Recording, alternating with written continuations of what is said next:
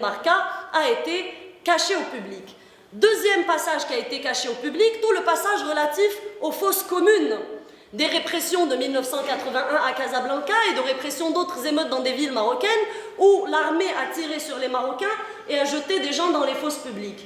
Ce passage-là a été enlevé du rapport. Je pense que c'est suffisant pour l'IER. J'ajoute simplement qu'au moment où l'instance équité-réconciliation a été faite, il y a eu une initiative parallèle qui s'appelait le Forum Vérité et Justice, qui est une initiative qui s'est faite par protestation contre justement ces manquements qui ont entaché le travail de l'IER. Le Forum Vérité et Justice a mené des caravanes dans l'ensemble du Maroc pour écouter véritablement les victimes qui ont eu le droit de citer le nom des bourreaux, sauf que c'était une initiative alternative et que le pouvoir marocain n'en a absolument pas pris compte. Voilà. Le deuxième point que vous avez cité, encore un chantier phare dont se fait prévaloir le régime de Mohamed VI, la Moudawana. Je ne vais pas m'attarder dessus parce que j'en ai parlé justement quand vous dites que je n'ai pas collé à l'objet de cette conférence, et donc défis et enjeux de la situation féminine au Maroc. Je pense que la Moudawana est au cœur de ces défis et de ces enjeux, puisque nous, féministes marocaines,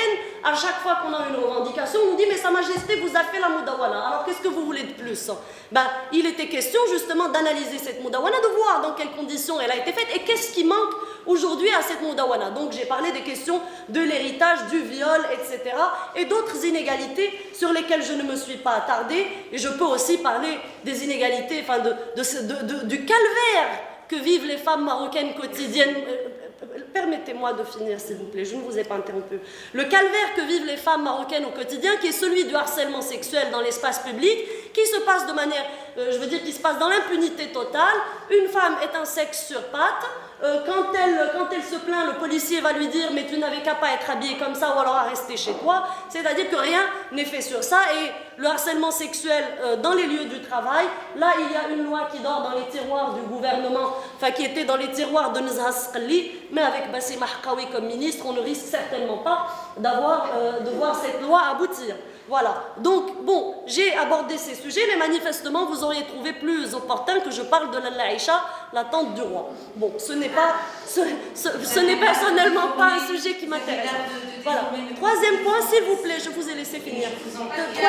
Troisième point, je veux parler de l'INDH, l'Initiative nationale de développement humain, qui a été menée par Mohamed VI, et vous avez insinué qu'elle était payée par ses propres deniers. Moi, je dirais, premièrement, elle n'est pas payée par ses propres deniers, elle est payée par les deniers publics de l'État marocain. Cette initiative dont on loue évidemment Aujourd'hui, il n'y a aucun rapport qui dresse les retombées économiques réelles et effectives de l'INDH en matière de réel développement au Maroc. L'INDH engloutit un budget colossal, une enveloppe colossale du budget marocain, et qu'est-ce qu'on voit? On voit le roi se déplacer pour aller dans des patelins, distribuer des motocyclettes avec des petits trucs, des compartiments réfrigérés. On a même vu des bendirs avec les bendirs étant des instruments de musique avec le logo de l'INDH dessus. On a vu le roi Mohamed VI se déplacer dans des endroits et distribuer des couffins où il y a de l'huile, du sucre, etc. pour toute cette histoire de roi des pauvres. Moi, je vous dis, l'INDH n'est pas du tout un chantier, n'est pas du tout quelque chose qui a eu des retombées, à moins que vous n'ayez des chiffres, et je vous prie de me les donner, mais la journaliste que je suis, qui a travaillé sur cette question, sait qu'il n'y a absolument aucun rapport clair qui dresse les résultats de l'INDH. Juste pour conclure maintenant.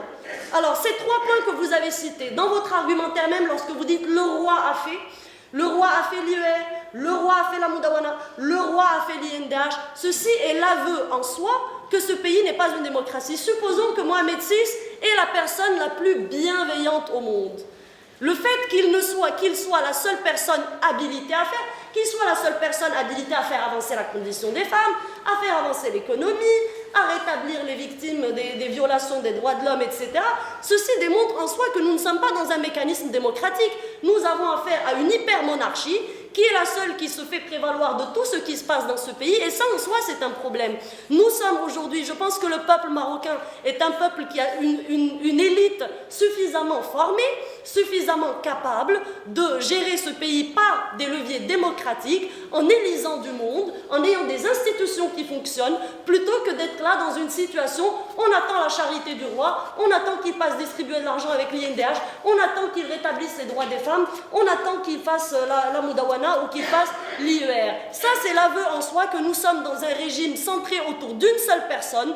Et la démocratie, ce n'est pas d'avoir un roi gentil. La démocratie, c'est d'avoir des institutions démocratiques. Supposons que ce roi est gentil, ce que je ne pense pas du tout. Et si son fils est méchant, si son fils ne l'est pas, on va être à la merci d'institutions et à la merci